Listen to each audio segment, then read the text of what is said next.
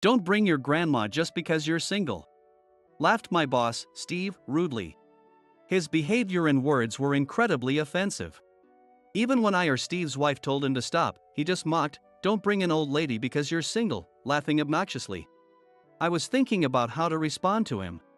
"Steve, what are you saying?" "What?" The executives rushed over, surrounding us. As I was confused, they must have sensed something was wrong. "Oh, Margaret, you came today." Michelle, the executive, smiled at my grandmother as she approached. At that moment, Steve's face turned pale. "I'm Alex. A single office worker. Since I was a child, my grandmother Margaret often told me, people are weak creatures, so they dislike those who are different from themselves. They criticize without recognizing or accepting them. But what's sadder is not being able to live your life because you're worried about those people." She spoke as if she had experienced it herself. As a child, I didn't fully understand. "You might not understand now, but when you grow up, you will," she said, patting my head. Indeed, back then, I didn't grasp the meaning of her words. "Just be yourself, Alex." "Okay, I got it." Not understanding fully, I just thought she meant to express my individuality. I thought this was what she wanted to say. "All right, let's start making dinner. I'll help too." My family consists of my father, my younger brother, my grandmother, and me. My mother passed away when I was in high school. "Live your life as your grandmother said. I'll be watching from heaven." She was ill. After her illness was discovered, she quickly left us for heaven despite our efforts. Even so, we had many talks during that short time. That's why I believe we were able to properly say goodbye at her funeral. "Don't worry. I will take good care of you." After my mother passed, my grandmother took over the household chores. My father runs his own business and doesn't have much time for housework. Therefore, my grandmother's presence is invaluable to my brother and me. "Why did you start your current job, Dad?" "I've always wanted to try it." Just like me, my father was also committed to doing what he wanted, following my grandmother's teachings. His business was something he had wanted to do since he was a child, and my grandmother never opposed it. Because of that, despite the challenges, he seemed to enjoy his work. However, right after my mother passed away, even my father was deeply depressed. "I'm thinking of closing down the business," he said. I didn't oppose his decision, and my brother just responded with, "Oh, really?" Only my grandmother took his words seriously. "If you won't regret closing the shop on a whim, then go ahead. But if even for a moment you hesitate, don't do it." She advised him this way. As a result, the shop continued to operate. Growing up in such a family, I tried various activities in college, including sports and extracurricular activities. "Alex, you always seem to be having fun." "Yeah. I participate in whatever interests me, so I get to experience many things. Thanks to this, I gained a lot of experience. After graduation, I joined a local trading company. It wasn't a major corporation, but it had significant influence in the area. I'll be myself at work too," I thought as I stepped into my new role, full of expectations. "Don't overdo it from the start. You're not great at reading the room," said my brother Matt, who had just started college. He, too, was studying hard to achieve his dreams. "Really?" "Yeah. You say what you think, but that can annoy people." I couldn't help but smile at his words. I do speak my mind. And it has caused trouble before, so I learned to be more reserved. "Don't worry. I've grown up too." I laughed, and Matt muttered, "We'll see." "Alex, how's work going?" "Thanks to everyone, I'm adjusting well." The company I joined had many talented employees. Each person's abilities were impressive, but more importantly, they were supportive. "That's good to hear. Let us know if you need anything. We're all here to help." "Thank you." The way everyone supported and helped each other moved me deeply. When one person made a mistake, the team worked together to minimize the impact. Instead of just conforming, people frequently voiced their ideas and everyone took them seriously. Their desire to create good products and improve was evident. This environment allowed everyone to express themselves fully, making it a comfortable place for me. I felt like I could be myself and work effectively here. Hey, don't spoil the newbie. They won't grow if you do that. Steve. Even in such a supportive company, there were people I didn't get along with. Steve, the boss, was one of them. He was always high-handed with everyone. Come on, Steve. Supporting them helps them grow too. You're too lenient. That's why the younger generation is so weak. Steve was not only harsh to juniors but also to his superiors. Since the company values individuality, Steve's attitude is recognized as part of his character. However, many people around him find him difficult to deal with. Steve probably senses this too. You guys don't understand how much I voice my opinions for the company, he said, somewhat venting his frustration to the other employees. If he's aware, he should stop. But from his perspective, he expects everyone to adjust to him. I understand what you're saying, Steve. I'll try not to rely too much on others, I said, brushing off his comments. Nowadays, I handle things maturely, but there was a time when I was fed up with his attitude and confronted him.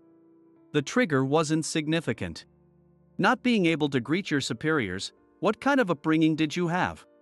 He was displeased with how a newcomer greeted him. His reasoning was absurd. Even if we don't greet you first, as a subordinate, you must greet us loudly with gratitude, he said. Hearing that, I couldn't help but interject, maybe it's because they don't have any gratitude to you, Steve? Don't get cheeky with me. In an instant, Steve flew into a rage and scolded me. Speaking up to me? You've gotten quite bold, he threatened. Things escalated quickly, becoming unmanageable. What's all the commotion about? Hearing the commotion, executive, Michelle Brown came over and settled the situation. He probably didn't intend to face Michelle. Steve disappeared quickly. Alex, it's important to voice your opinions, but choose the right time. We have the anniversary party coming up. Making Steve angry doesn't benefit anyone. Michelle warned me as she saw Steve off. But if it gets too bad, you know. She whispered with a smile. It's because of qualities like these that many of her subordinates admire her. I am one of them, and I felt grateful to work under her. Alex, you're still the same. My colleague Lisa said with a smile. She's also ambitious and actively takes on her work. Steve often criticizes her, saying, for a woman, you can't talk. Didn't you just tell Steve, what does being a woman have to do with it? Yeah, I did. She laughed, and I couldn't help but laugh with her. Seeing us, Michelle smiled. It's good to see you two getting along. How's work? My father asked when I got home. It's good. I enjoy it, and the company culture suits me. That's great. How's the shop? It's going well. I'm planning to start something new soon, he said with a joyful tone. Seeing him fully recovered from my mother's passing reassured me. Welcome home, Alex. Dinner will be ready soon. Thanks, Grandma. Where's Matt? He said he wants to finish studying first. I enjoyed a meal and a bath prepared by my grandmother and cherished the family time together.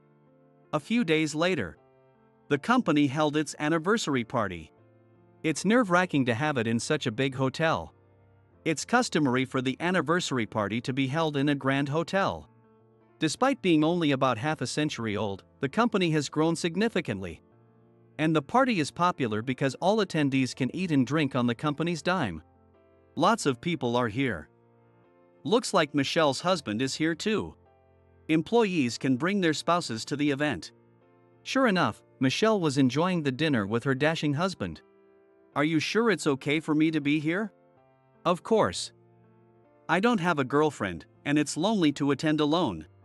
Amidst the crowd, I attended with my grandmother. Unfortunately, I don't have a girlfriend. Many others brought their partners. Initially, I thought of coming alone, but I decided to bring my grandmother. You're important to me, Grandma. I owe who I am today entirely to my grandmother. I wanted to bring her to the ceremony to repay her for everything she has done for me. It's been a while since I've been to an event like this. It's a bit tiring, my grandmother said with a smile. Despite her words, she seemed to be enjoying herself.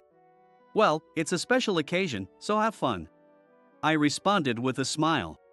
Hey, Alex. While I was chatting with my grandmother, someone approached us. It was Steve. Who's this, Alex? Your girlfriend? Steve, with a woman by his side, spoke with a drunken laugh. You like older women? Well, she's more of a grandma. Don't bring your grandma just because you're single. What are you saying? Stop it. Just because you're single doesn't mean you can bring an old lady here, said the woman next to him, who seemed to be his wife, pulling his arm. But he ignored her, smirking and looking back and forth between me and my grandmother. Though annoyed, I tried to stay calm and not ruin the atmosphere. This is my grandmother. She took care of me after my mother passed away, so I wanted her to enjoy tonight. Oh, you're from a single-parent family. How sad, probably didn't get much proper love. Grandma, you might have failed in raising him. This guy doesn't respect his elders, Steve said, peering into my grandmother's face and laughing. Just as I was about to retort. Steve. What are you saying? What? They must have been listening to our conversation nearby. The executives rushed in and surrounded us. Both Steve and I were taken aback. The executives were urging Steve to apologize, telling him, take back what you just said, and she is. What's going on? Michelle, noticing the commotion, walked over. She looked puzzled at first but smiled brightly when she saw my grandmother. Oh, Margaret, you came today. She greeted my grandmother warmly. Steve and I both had question marks floating above our heads. Yes, my grandson invited me. I thought it might not be appropriate for someone from an older generation. But I couldn't refuse my grandson's invitation. My grandmother returned Michelle's smile with one of her own. Seeing them talk so familiarly, I tilted my head in confusion. How do you know Michelle, Grandma? I asked, and Michelle answered instead. You didn't know? She is the wife of the company's founder, Robert, and the second president. What? Wait, what? I was shocked by Michelle's words, but Steve was even more stunned. The former president? He seemed to sober up instantly, his previously flushed face turning pale. My grandmother stepped closer to him. So, you were saying something about my failed upbringing. Would you care to explain? She asked with a piercing gaze. Steve stammered under her intense look. You spoke without knowing anything. Apologize for your behavior, Michelle added, giving him a cold stare. Answer my question properly. And you were quite rude. Even when your wife tried to stop you, you continued to make others uncomfortable. What were you thinking? My grandmother, showing an expression I'd never seen before, sternly reprimanded Steve. All I could do was watch in silence. After giving him a thorough dressing down, my grandmother sighed. I'll leave your fate to Michelle. If I were still president, you wouldn't be able to work in this industry again, she said coldly. I deeply apologize. I'm truly sorry. Both Steve and his wife apologized profusely, with tears streaming down their faces. Seeing his wife in such a state, I felt a bit sorry for her, but no one stepped in to defend Steve. In the end, Steve was fired shortly after. His remarks to the former president were deemed too disrespectful, and Michelle's husband, the current president, was furious. He had said, if anyone stands up for you, maybe I'll consider just a demotion as an act of mercy. But I thought, honestly, President Brown was being too kind. Steve was already disliked by everyone. No one was going to defend him. He asked me to back him up. I just refused. I refused too. People might want to sue him, but no one wants to protect him. Just as expected, no one stood up for Steve. Instead, it was as if they were avenging their past grievances. He has done this to us, they said, one after another. Some employees even threatened to quit if he wasn't fired. So, President Brown decided to fire Steve after listening to the employees. I heard his wife left him too.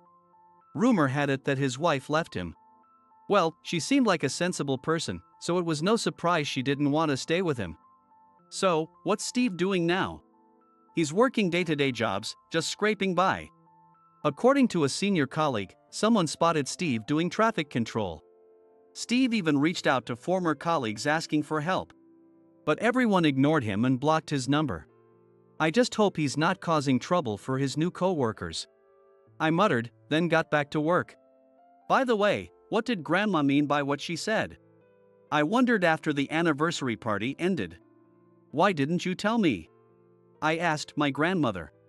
I was as surprised as anyone to learn she was the former president. Honestly, Alex, I was surprised when you said you joined the company. I thought about telling you. But I worried my words might pressure you unnecessarily. My grandmother answered. I tilted my head, wondering what kind of pressure she meant. But since she chose not to explain further, I didn't press the issue. Well, I guess I'll just keep working as myself. That was my plan, but reality had other ideas. Hey, Alex. I heard you're Margaret's grandson. Ah, yeah, I am. If you've got her blood, you'll be fine. It seems the incident revealed to everyone that my grandmother was the former president. As a result, my colleagues started talking to me more and assigning me tasks for unclear reasons. But one thing kept nagging at me. They're all seeing me as the former president's grandson. I appreciated being given responsibilities. But I couldn't shake the feeling it was because of my connection to the former president. Where I used to be seen as just another employee, now things were different. Once I realized this, I started feeling trapped. It feels like I'm adjusting to everyone else rather than being myself. I began holding back on my opinions and actions, trying to be the grandson whom my grandmother would be proud of. Alex, you've really improved lately. Thank you. As a result, that's how I came to be seen. My efforts to maintain my grandmother's reputation were well received by my superiors. But inside, I felt unsatisfied. That's why you look so tired, Alex. I confided my feelings to Lisa. Since learning about my grandmother, my relationships with my peers had become strained.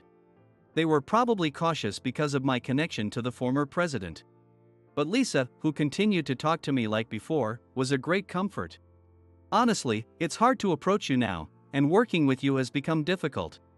She explained that the presence of senior employees around me made others hesitant to approach. Also, I used to be vocal with my ideas, but now I was more of a mediator. Some of our peers, who were influenced by me, found it affecting their work. I don't think this is like you. Some of our peers are wary of you now, worried that if you notice them, the bosses will too. I sighed at her words.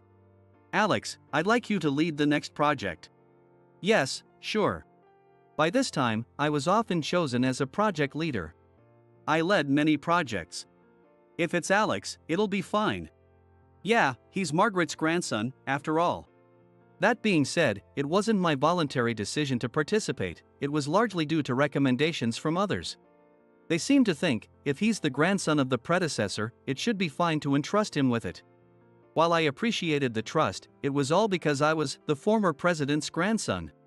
So, although I used to enjoy my work, it had become more complicated lately. One day, during a meeting, Alex, what do you think? I was asked for my opinion and paused for a moment. I instinctively wanted to share my thoughts, but I didn't want to disrupt the progress that had been made. I think you should choose whatever option works best for everyone. As a result, I gave a safe answer. Got it. Everyone smiled and agreed. And I quietly breathed a sigh of relief. Alex. I didn't notice Lisa's concerned look. A few days later. Alex, can I have a word? Michelle called me in.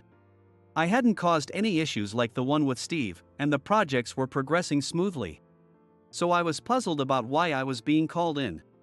Your work attitude lately hasn't been great, Michelle said when I arrived. I was stunned, unable to process her words for a few seconds. My work attitude? I haven't disrupted team harmony. That's the problem. I immediately protested, but she firmly shut me down. This company values individuality. Even Steve could do that. When did you become such a yes man? Her words hit me hard.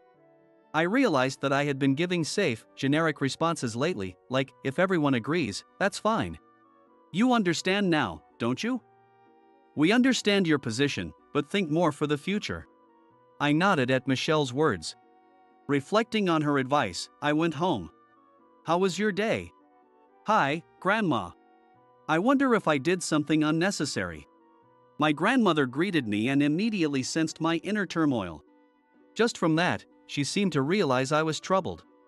I gave a wry smile, knowing I could never hide anything from my grandmother. "Grandma, can we talk?" I shared with her what Michelle had said, how I felt seen as the former president's grandson, and my struggle to live up to that. My grandmother listened to me without interrupting, nodding along as I spoke. When I finished, she gave a troubled smile. "Just as I thought. You're being crushed by this strange pressure. But remember, you are my grandson, and that won't change. However, you and I are different people. Instead of acting for my sake, you should do what you want and show your own colors." Her calm voice and the way she held my hand reassured me. She never blamed me, her gentle, instructive way of speaking always resonated with me. "You'll be more liked as yourself than as a yes man. That's more like my grandson." I understood what she meant. Trying to maintain her reputation by watching others' reactions wasn't the right approach. Being true to myself would honor her more. "Hey, I'm back." "Oh, you're home, bro." Just then, Matt returned. In his hand, he held a thick stack of documents. "Yeah, I got home early today. How's your studying going?" "Pretty good. It's my lifelong dream, so I don't mind the studying." Matt's dream was to become a lawyer. Since childhood, he dreamed of being a hero, eventually aiming to be a lawyer who helps others like a hero. "By the way, I actually wanted to talk to you about something." "What's up?" "Grandma told me about some trouble you had. Could you tell me about it?" I'd like to use it as a simulation for handling such situations as a lawyer. Seeing Matt's eager expression, I chuckled but agreed. As long as I can keep it within what I can share. Since then, with the advice from Michelle and Grandma, I started speaking up more in meetings. I think this plan is the best option. But this plan offers. Of course, there were disagreements with other employees. However, I found these discussions enjoyable. "Working with you now is a lot of fun, Alex." Lisa's words made my day. The projects I participated in began to succeed one after another. "That's the grandson of the former president for you." Because of this, I heard that comment more frequently. "You look happier these days." During dinner, my father noticed. "Really?" I replied. "Yeah, you seemed really stressed out before. Now you seem more relaxed," he said, looking relieved. It seemed I had caused him quite a bit of worry. "Yeah, I'm enjoying work again." "That's good to hear." When I started acting like myself again, everyone seemed surprised. But my peers were the first to accept me, which made everyone else follow suit. Because of this, I was able to enjoy my work once more. Both Grandma and I are always on your side. So go ahead and act how you want. I nodded with a smile at my father's words. Expressing oneself can be challenging in today's world. Especially within an organization where the group often takes precedence over the individual. However, it's important to find a place where you can shine without losing yourself. "Alex, you've really been looking great lately." One day, Lisa said this to me. "Thanks," I replied, looking at her. When I was feeling pressured and losing myself, she continued to talk to me as usual. Before I realized it, I had developed feelings for her. But there was something holding me back. "Hey, Lisa, can I ask you something?" "If it's something I can answer." "Who was the guy you brought to the anniversary party?" At the anniversary party, Lisa had brought a man with her. Curious about him, I hadn't been able to confess my feelings to her. "Oh, him? He's my brother." It turned out she had brought her brother to the party. "I don't have a boyfriend, so I asked my brother to pretend to be one." She said this, looking a bit embarrassed. Feeling a surge of affection, I confessed my feelings to her without thinking. "If you'd like, would you go out with me?" "What?" Lisa blushed at my words. But she quickly nodded. I was overjoyed.